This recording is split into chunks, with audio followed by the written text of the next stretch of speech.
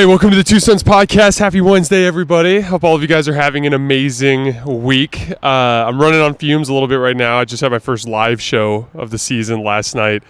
You don't actually start that late. Like, I started the show at 10, went like 45 minutes. So we were done. By the time I finished my post chat with Ryan and got out of the room and got back to the house, is like maybe 11:15. But then I'm just like keyed up because buzzing. And it's a little bit of that because we had a successful show, but also it's I took a nap yesterday for like an hour and a half just to try to reset my clock because you're like. Think about like the way you feel at 9:45, and at 9:45 you're sitting and all the lights are on you and you're ready to go. So it's kind of like it's kind of a weird setup. But good first show, good to get back off the ground. I'm thankful that this should be our second to last morning show. Yes, because Luke's last week, our penultimate, if you will, last morning show, our penultimate weird energy morning coffee show. Luke actually has a very interesting month ahead of him. Next week is his last week at work. Yep. My wife throws our big annual Halloween party on that Friday night, which we will be celebrating you finishing your time. And I'm going to be a full-time podcaster, Two Sons. We need your support, please. Luke's Venmo is in the description. No, so he has 2 weeks before he starts his new gig, and he's actually doing a pretty significant remodel to his house in the time being, which is one of the big reasons why we're outside. Yeah. But it's looking really good, man. I'm excited for you. Yeah, we tore up all the floors in the house, which was a lot of work, and then we're going to put in some poured concrete. So I'm excited. It'll look good. It'll be a nice little modern look. We kind of like that organic modern vibe. And that's definitely what we're going for. So we'll show everybody when it's done. Are you going to try that like no baseboards thing or no? We're going to have to do baseboards just because I mutilated the drywall, taking out the existing baseboards. Good old-fashioned demolition. Yeah. Oh, man. Yeah, we were joking earlier because he pulled up all of his tile with jackhammer, and I did the same thing at my place when we remodeled it back in 2019. And it's always just amazing in general when you're doing demolition or remodels of older homes. Mine was built in like 1983. When was this one built? In the 80s. Early 80s. So similar, like 40-year-old homes. You just find really weird stuff when you start tearing things up. And so he pulls up his floors, and there's just these like rolls, like what, 16-inch wide rolls of like tar paper. Random. Covering nothing. No cracks. They're just there. And they're a pain in the ass to get up. Yeah. It's covering what, like maybe 15 to 20% of the probably floor? Probably so. It's going to be a pain. And there doesn't appear to be any cracks underneath it. It was underneath a thin set that goes underneath the tile. And you just want to be like I was Googling it because I was because I used to remodel houses for a living, and I'm like, I cannot figure out for the life of me what was going on here. It's such a pain. It's going to be hours of work. But who cares? Anyway, the joys of remodeling houses. We're going to be covering Andor episode 7 today. Yeah. And then we're also recording the season finale of Rings of Power, our last little Lord of the Rings for a good 9 months or so. And then House of the Dragon kicked off. The Dance of Dragons kicked off in dramatic fashion this week as well. So keep an eye on the feeds for that. You guys know the drill. Before we get started, subscribe to the YouTube channel so you guys don't miss any more of our videos. Also follow all of our social feeds. I have like a little link tree thing that's in the description of all these videos that'll take you to all of those feeds. We appreciate you guys supporting the show, following us and subscribing us there. That's the best way that you can show support. It puts food on the table for my future child. Yeah, exactly. Can we announce the pregnancy thing? Yeah, let's do it. I suppose, yeah. So also, congratulations to Luke and his wife, Elena. They will be having a baby boy. March. Yeah, in Late March. Yeah, he's going to be poor Elena's not going to be able to ski with us on her ski trips this year. I know, but that's a bummer. I'm stoked for you, buddy. Yeah, I'm Two excited. Sons Podcast is going to have a third co-host here in a little bit. Yep. So this was a very interesting episode of Andor. Yeah, I thought it was really good. It was very dialogue heavy, but in the best way. Right. It was actually my favorite episode so far. I agree. We had a Wolf Yularen sighting. Yeah. We had a Cyril gets thrown into a call center. Cassian gets That is what it was, essentially. Cassian gets thrown, or I shouldn't even say call center. It's more of like just a stereotypical desk job, whatever It's the just Star Wars terrible. the Star Wars version of desk But job. I will give it to him. It's very ergonomically correct. Yeah. I mean, they do not have bad backs there. No, they do not. That was a very Good setup. That was a super ultra modern little office vibe. It was like a little gaming console setup. Mm-hmm. You know? I want to start with Mon Mothma though, because I thought her moment was the coolest moment of the episode. It reminded me of Game of Thrones in the execution of her, because like, you know, when she started to kind of like hint at revealing herself to this banker guy. Yeah. When she started to kind of do that, I was like, at first I was like, oh no, like this is a guy, like this guy is a plant. Right. She's, you know, being a little too fast and loose here. Right. And then by the end of that conversation, it was like just a straight up mic drop. Just Right. like straight up, just like That was a very intriguing conversation. Oh, dude, incredibly well executed, like like arm's length kind of like revealing of her intentions. Yeah. And it was so the part where she basically threw her husband under the bus. He's not to be trusted, and like Perrin. and talking about how the ISB is completely on her. Like that was Game of Thrones-esque in the sense that like Game of Thrones has a lot of these super interesting, powerful characters that do their damage with their brain, and they understand how to amass power and influence and use it to exert their kind of agenda on the galaxy or on the Game of Thrones world.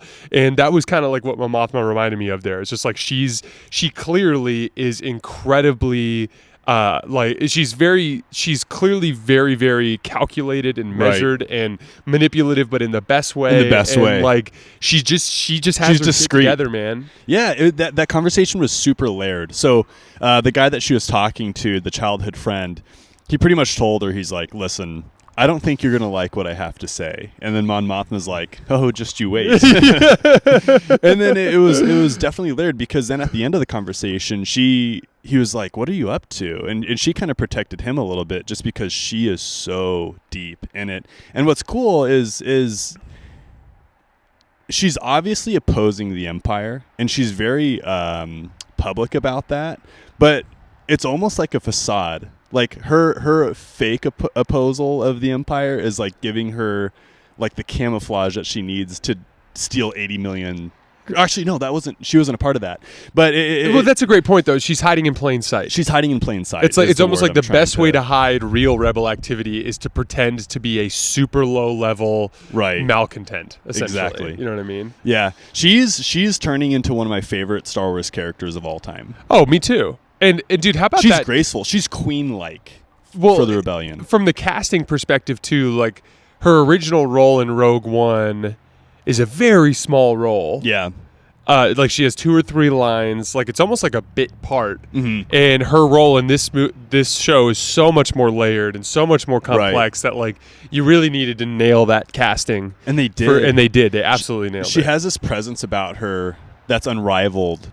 Like I said, she's like royalty. I agree. Know? It's like royalty, but like at the same time, you could feel like the spunkiness and the attitude and the motivation just kind of coming off of her. Yeah. And you called something. I mean, you talked about her relationship with her husband. I think his name's Perrin, right? Yeah. And you pretty much said that it seemed very political, and that's exactly what it is. I mean, it is obvious that they are not truly like married, like what you and I consider marriage. Yeah, for sure. It's theirs is a purely political marriage. They clearly don't even spend that much quality time together. No.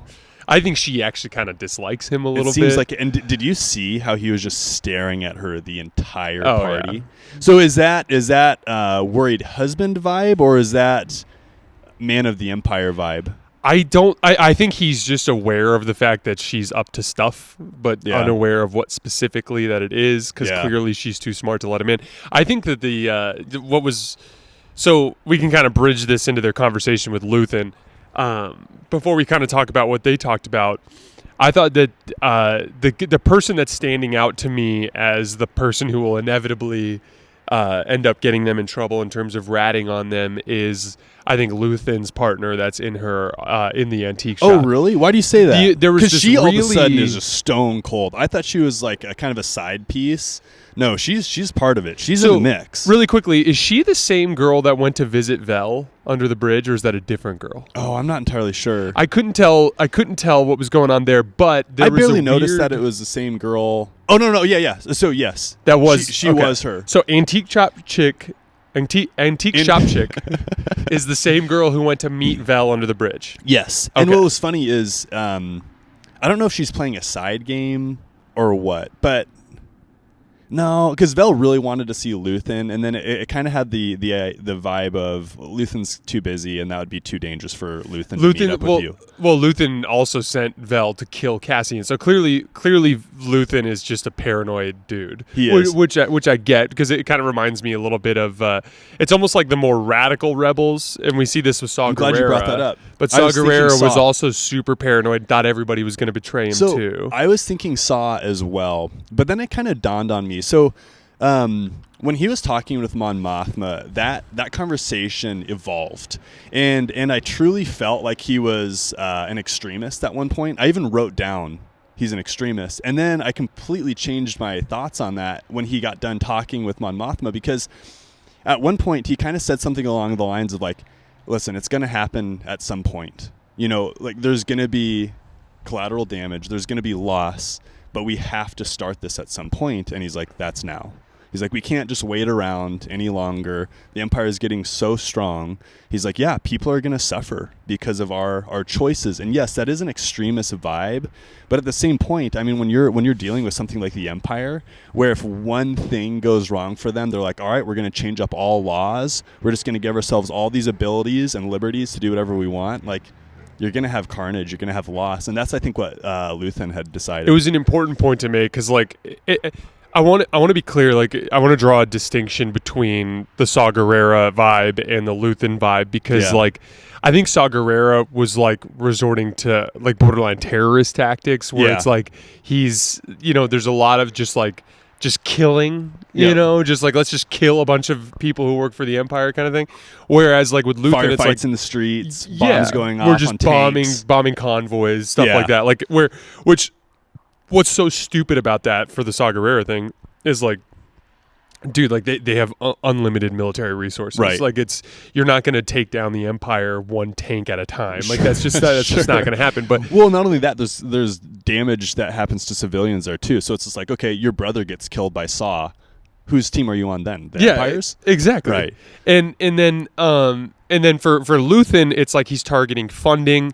Clearly, his initial tactic with Mon Mothma was, it seems to me like their original intention was to set up a network, essentially what appears to be a communication system for small level rebel cells. Mm-hmm. That appeared to be their kind of initial mission. And the shock to Mon Mothma is that no, Luthen's like a lot more serious about this than you are. And I think like he's just going in guns blazing. Oh, for sure. And I think there are two things that are holding Mon Mothma back there. One is her morality, her compass. Yeah. It's just really hard for her to kind of open her mind up to suffering. But like Luthen's counterpoint makes perfect sense, which is like, dude, you're not going to take down the Empire without suffering. Right. That's just it's not possible. And then the second the thing Empire's with Mon too Mothma, evil. Yeah, exactly. And also in order to really truly, we talked about this a lot with Game of Thrones earlier in some of our other episodes, but like when you are ruthless, you create enemies, and the more ruthless that the Empire is, the more enemies it creates. Our Vera, what's her name? Mira? No, the ISB agent. Is it Vera? Deidre, yes. Deidre was on this in this episode too, and she was like, this is exactly what the rebellion wanted. They wanted an overreaction from the ISB because it would trigger, people getting upset. And that's the truth, is like you need to have a certain amount of suffering to drive enough public support. Right. And I think the second part that kind of clouds Mon Mothma's judgment here is I think she's a little too close to the Empire to kind of see the she's up forest there, for the huh? trees. Like, she's so up in the system that, like, she understands more than, like, I think a guy like Luthen doesn't quite get the scale of what he's up against. Yeah. And Mon Mothma very thoroughly understands the scale of what they're, like, she's been in the Senate when Palpatine's come with a random package of bills that is basically tyranny, and everyone just votes for it because they're terrified and then goes on, you know, like, I think she has an understanding of the evil of the Empire that Luthen doesn't quite get. No, So I think that's you're where I right. think she's right. Oh, and on a side note, speaking of right and wrong, how wrong was I about Deidre? Oh, you were very wrong about Deidre. We had a comment underneath the video that was like, Luke's way wrong about Deidre. Yeah, I was like, actually, Deidre seems like just textbook Imperial worker. Yeah, like gung-ho Imperial supporter. I thought she was going to be like the rebellion's #1 fan. They should put her on posters and like so around wrong. the Empire, just looking stoked to do what she's doing. I was so wrong. What do you think about the conversation that was had between Cassian and I think her name's Marva, right? Malva? Yeah. Malva. Thought it was awesome. Yeah, so and that was like another veiled conversation with Lairs. She's like, "Did you hear that, the Empire got attacked?" And then Cassian was completely a part of it, and he's like, "Yeah, I heard about it." And then she was like, "I'm gonna be a part of the rebellion," and Cassian's like deep in it, and he didn't even tell her. Well, and he doesn't want to be in it. That's what's so interesting about that scene to me is like, there's a moment in Rogue One where I'm blanking on her name, but Stardust is talking to Cassian. Jyn Erso, that's right, is talking to Cassian on a ship, and I think it's after he pointed the rifle at her father and they left the Imperial base that they attacked. And he says something like, "I've been a part of this rebellion since I was 6 years old," and he's basically expressing to her his commitment, Yeah. And another great exaggeration, a huge exaggeration of commitment from Cassian, by the way, in that conversation. What? When he's like it's like when he said, I served for 2 years, and the guy's like, "Hey, you were a cook for a year and a half." He's, "I've been a rebel since I was 6 years old." It's like, I'm watching you in your mid-20s here being very non-committed. I'm just pointing that out there. Oh, you know what, though? Maybe it does connect because they had that dope clone trooper scene. Oh, for sure. I'm not doubting that he didn't finish, by the way. been a rebel, meaning like I know what you don't, mean. But he hasn't been committed to the rebellion. I know. It's like, Cassian, you're a cook. Chill out. Make beans. No. So that clone trooper scene was really cool, and then they didn't even finish it. I just realized that because it showed the scene where his buddy was trying to stop the people from like throwing rocks at the clone troopers. They about face, and they were about to just shoot them in the streets, right?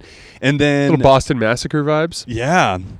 And then later on, he's remembering him having that club, and he's walking towards that group of clone troopers around the fire, and then they don't finish that. So what was the clone troopers around the fire scene? I don't remember that one. That was like a kid.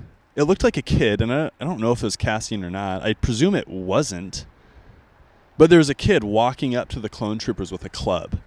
And pretty much... I do remember that. And presumably that's Cassian. Yeah. Presumably, but then the time frame is kind of off because then when his buddy gets killed in the streets, older. He's older. So I don't But it's really been 13 years since the Empire took over, for whatever that's worth. So there's a lot of time to cover there, and they could have been in clone trooper armor for a long time. True. Why was he a kid, though? So, and I wonder if that was maybe one of Cassian's little buddies, Well... Yeah, that could very well be what it is. Like, honestly, who the hell Another knows? layer of him hating the Empire. They did. I thought, just in general, the cinematography in this episode was super interesting. Like when he's talking to Bix, I noticed they are using a handheld camera that's like shaking. Yeah, and it's almost like the cameraman's down Jay. in a squatted position, and then he's up in a squatted standing position down at Cassian, and I was sitting there thinking this is it's so cool how it kind of captures that clandestine vibe of the show where it's very rough shot in the way it's produced, and then the way they hinted at the atrocities It's very and Luke, you're just gonna have to come to terms with the fact that Game of Thrones is a part of your future, just judging by our viewership numbers. We're turning into a Game of Thrones podcast, even though we set out to be a Star Wars podcast. But what I appreciated about this is they did a really nice job of expressing the atrocities of the Empire without gratuitous violence. So, for instance, they very clearly express the Boston Massacre vibe, which, for those of you guys who don't remember, it's a Revolutionary War. They're at some city hall building, and there's a bunch of troops, British troops, that are sitting on the steps, and the angry mob is in the kind of courtyard there, and they're yelling and they're screaming and throwing stuff, and then somebody fires a shot, and then all of a sudden everyone just unloads and they just kill a bunch of random citizens in the street. That's basically what happened in this like Star Wars scene, but they show the soldiers about face, and they deliberately mimicked Revolutionary War tactics, which I thought was really cool, with like the announcing of the arms and all that kind of stuff. And then they cut it right before they shoot, which I think is really cool. It was almost more powerful. Yeah. Like the thoughts that you have in your brain of what that looks like and the anguish that's a product of that is almost worse than actually seeing it. Yeah.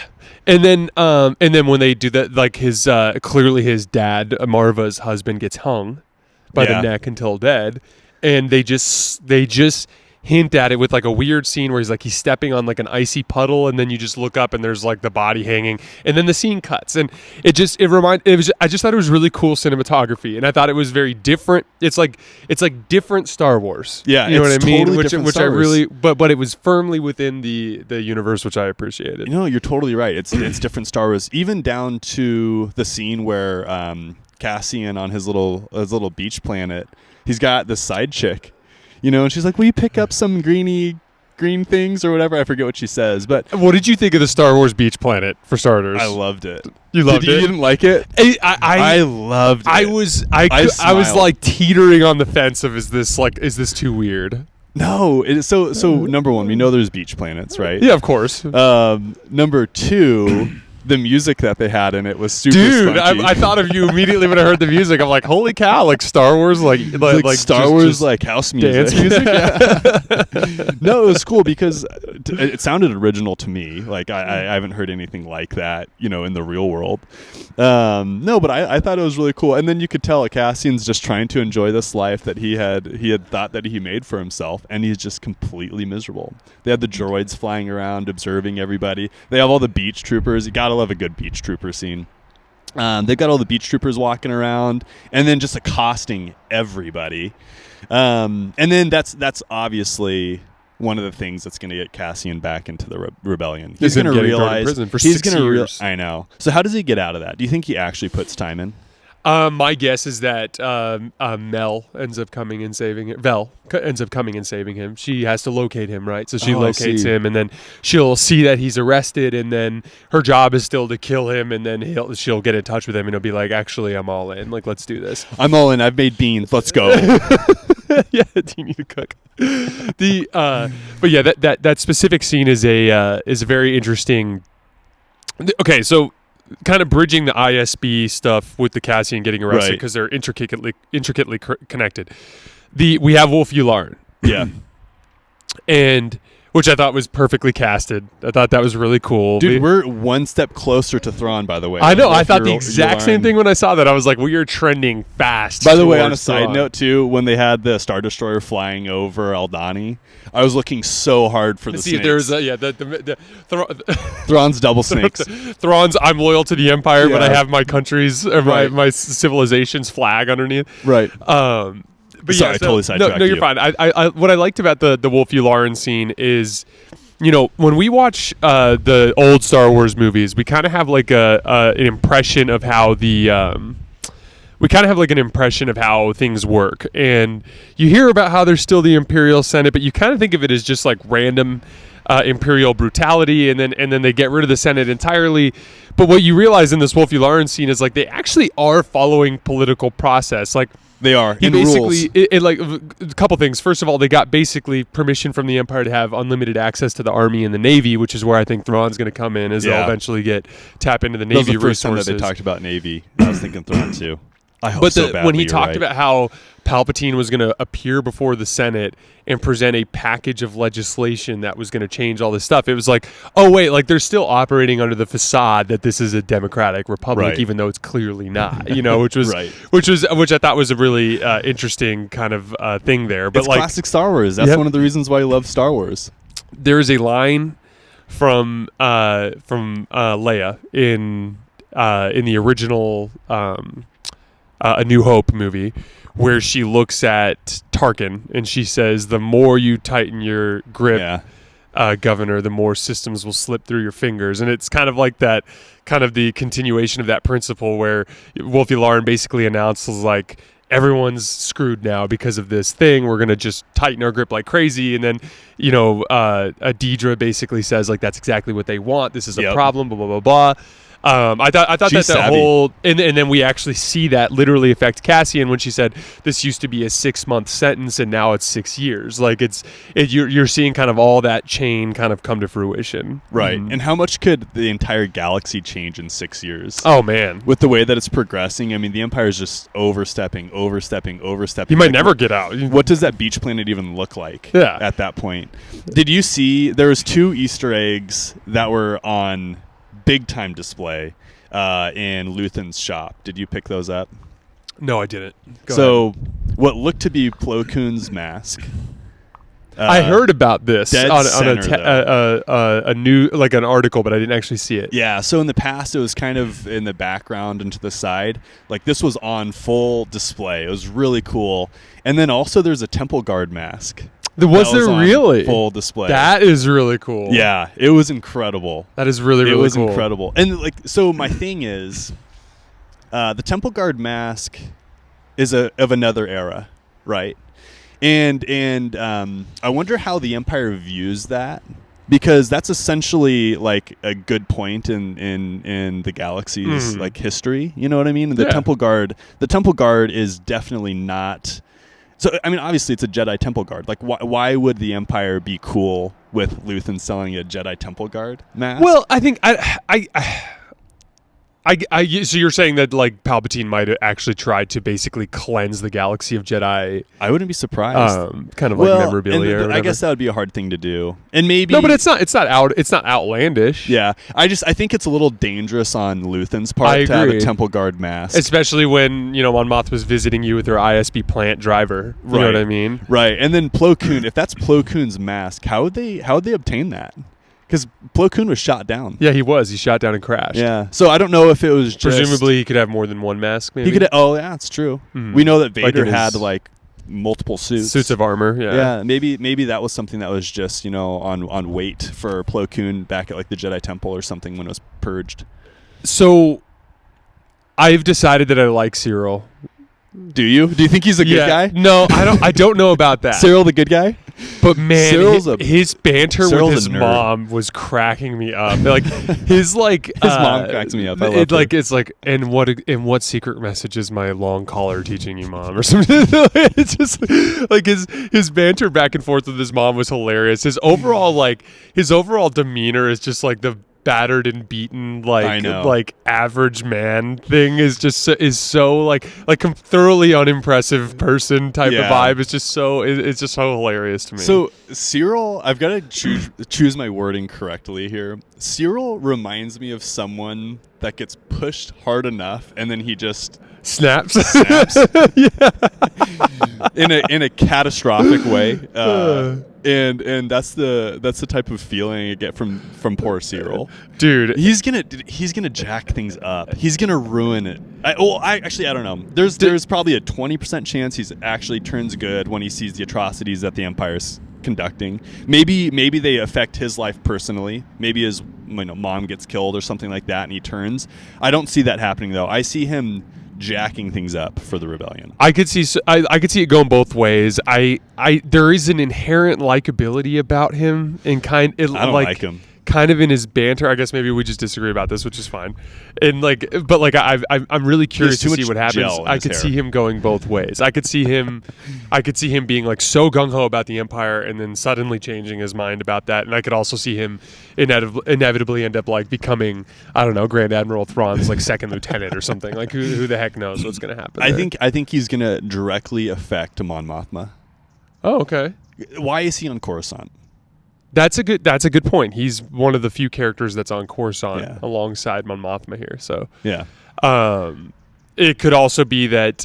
So he is working in like fuel purity. Yeah, right. There's a chance that that fuel is in some way related to the Navy.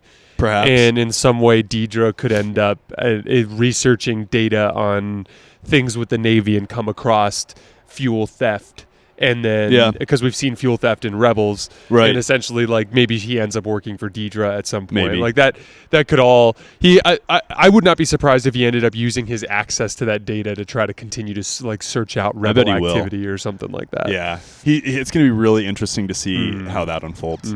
Is there anything else you had in your notes from this No, episode? man, I'm good. All right, that is all we have for today. As always, I sincerely appreciate your guys' support, and we'll see you in the next day or so with some Game of Thrones and Lord of the Rings content. Thanks a lot.